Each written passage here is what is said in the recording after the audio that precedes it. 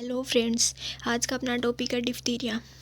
चलिए देखते हैं। एटियोलॉजी क्योज्ड बाय कॉनिबैक्टीरियम डिphtheria, एक gram positive club safe non motile bacilli, यानी इसका जो पॉजिटिव एजेंट होता है वो कॉनिबैक्टीरियम के द्वारा, ये कॉनिबैक्टीरियम डिphtheria के द्वारा ये होती है। और ये जो बैक्टीरिया होता है ये ग्राम पॉजिटिव होता है, क्लब सेप होता है, यानी हनुमान जी की गद्दा होती है ना, उसकी तरह ये दिखता है। नॉन मोटाइल बेसिलाई ये होता है। It shows a characterized Chinese letter or cuneiform pattern under the microscope, यानी जब इसको माइक्रोस्कोप में देखते हैं ना तो ये चाइनीज़ लेटर की तरह दिखता है। इसमें क्या होता है, बैक्टीरिया इसमें ना माइक्रोस्कोप में जब इसको देखते हैं ना तो बैक्टीरिया की जो सेल विभाजन के बाद में वो एक दूसरे के ऊपर अलग अलग नहीं होते हैं, वो एक दूसरे के ऊपर चिपके हुए होते हैं, यानी खासकर उनमें ना एंगल बन जाता है, यानी एक खास एंगल में वो चिपके रह जाते हैं, जिससे कि वो टेढ़ा मेढ़ा पैटर्न उसमें बनता है। और इसे अपन क्या, जिसकी वजह से वो चाइनीज़ लेटर में दिखते हैं, चाइनीज़ लेटर की तरह वो दिखते हैं इसमें, जब माइक्रोस्कोप में इसको, इस बैक्टीरिया को जब माइक्रोस्कोप में देखते हैं।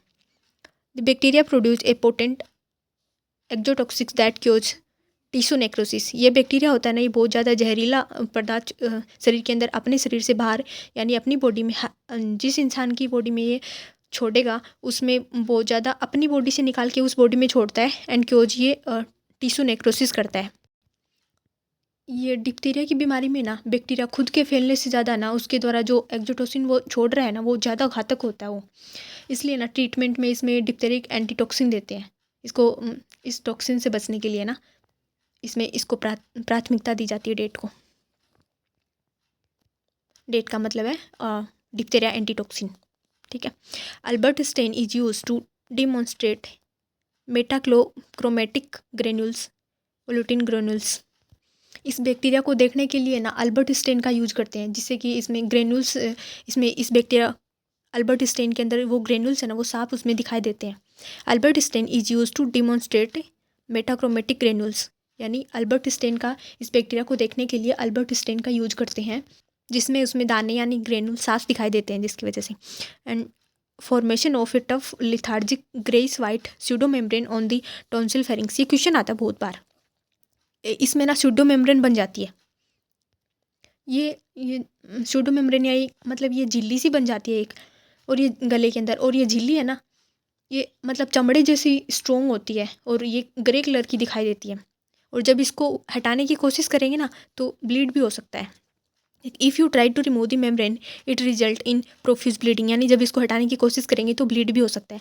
ये इसका ऐसे क्वेश्चन आता है कि ये स्यूडो मेम्ब्रेन किस में होती है, तो ये है डिप्थीरिया में दिखाई देती है, ऐसे क्वेश्चन आया हुआ है बहुत बार।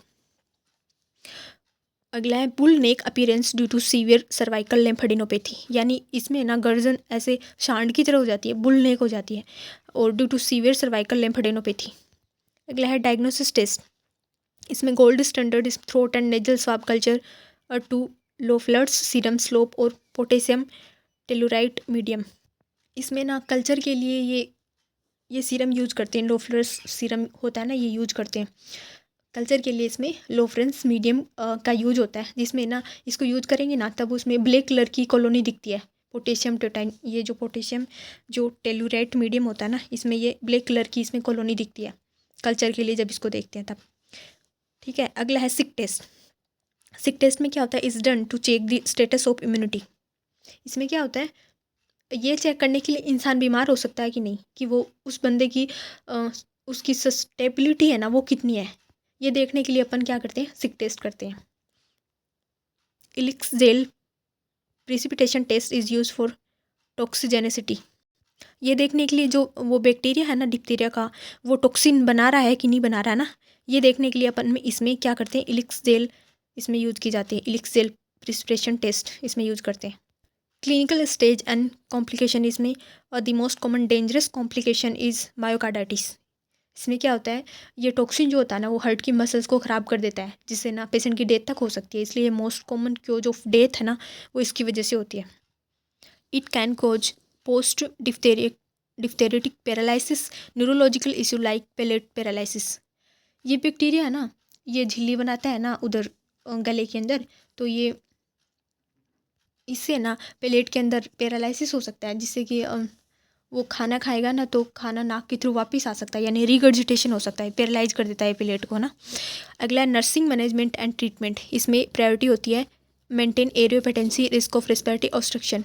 इसमें झिल्ली बन जाती है ना, इसी ऑब्स्ट्रक्शन कर सकती है एयरवे पेटेंसी, इसमें देखना होता है। पहली प्रायोरिटी यही है। एंड प्रायोरिटी सेकंड के अंदर administration of the diphtheria antitoxin यानी डेट इमीडिएटली।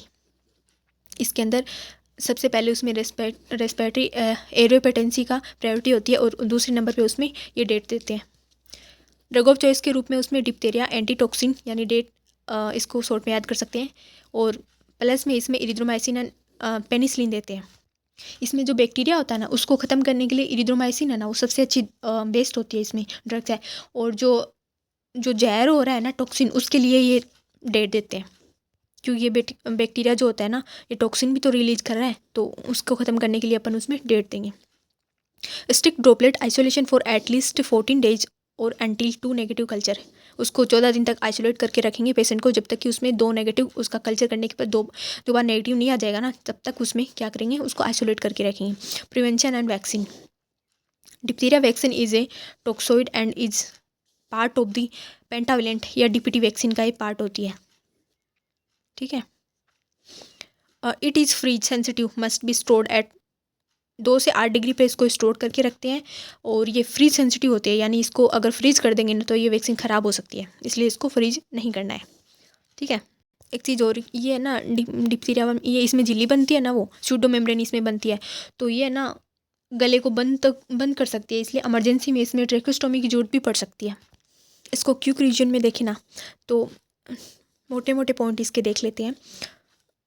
इसमें अल्बर्ट स्टेन, ऐसे क्वेश्चन आए ना कि अल्बर्ट स्टेन किस में यूज़ करते हैं डिप्थीरिया में, सिक टेस्ट डिप्थीरिया में करते हैं, एंड बुल नेक इसमें देखने को मिलती है, एंड माइकार्डाइटिस इसमें मोस्ट कॉमन कॉम्प्लिकेशन के रूप में देखने को मिलता है, एंड एयरवे इसमें फर्स्ट नर्सिंग प्रायोरिटी पे होता है। आशा करती हूँ आपको समझ आया होगा। Thanks for watching.